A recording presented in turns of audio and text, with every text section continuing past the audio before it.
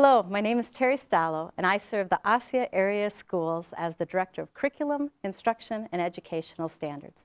The purpose of this video is to provide information to our families and community about standards-based grading and reporting, which is being implemented across the district this year. This is the first year of a 3-year implementation plan. At the Osseo area schools, our mission is to inspire and prepare all students with the competence, courage, and confidence to achieve their dreams, contribute to community, and engage in a lifetime of learning.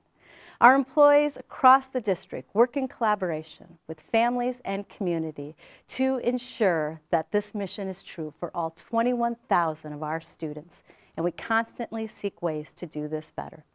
Our primary responsibility is to ensure that all students learn so that they have the competence they need to achieve their dreams. After several years of research and planning, we have learned that we can do a better job of educating students and communicating student learning through the implementation of standards-based grading. Standards-based grading provides a framework to communicate what each student has learned, what they know and are able to do, their academic achievement of grade level or course standards.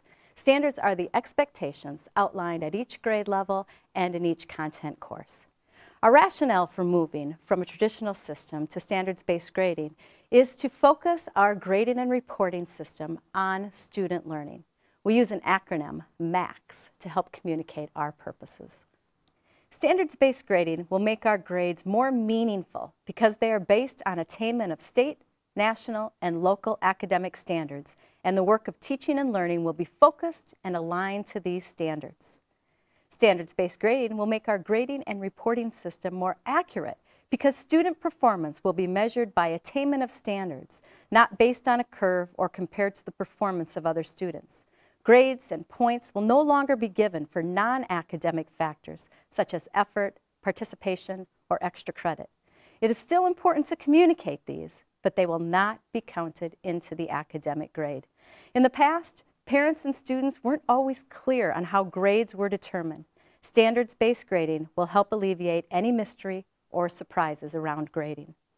Standards-based grading will make our grading and reporting system more consistent because teachers will determine clear, common, and agreed upon priority and reporting standards to be used district-wide.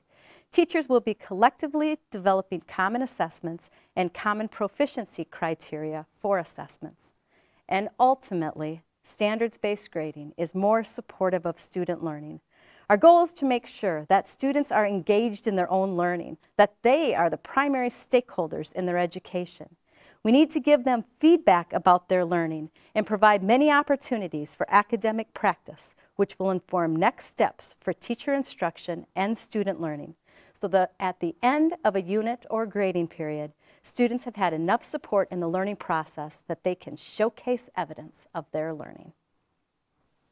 I'm Chris Rouleau, and as the coordinator for Curriculum, Instruction, and Educational Standards, I help students learn by ensuring that standards-based grading comes alive through the teaching and learning processes used each day throughout our classrooms.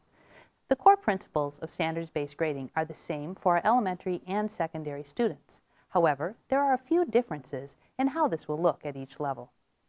At the secondary level, we won't see changes in the report card itself.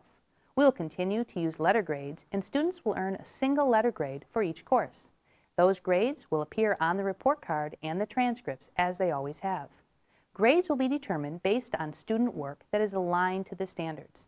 And next year, parents will be able to see the reporting standards in their students' online gradebook.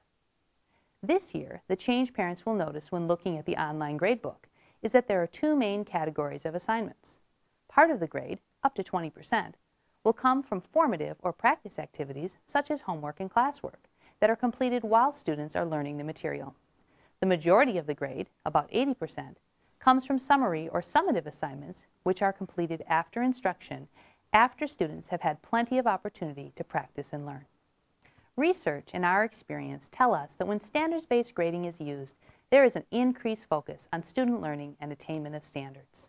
Our teachers and administrators are working hard to improve our grading and reporting system so that you can be sure that grades are truly a reflection of what a student has learned and is able to do.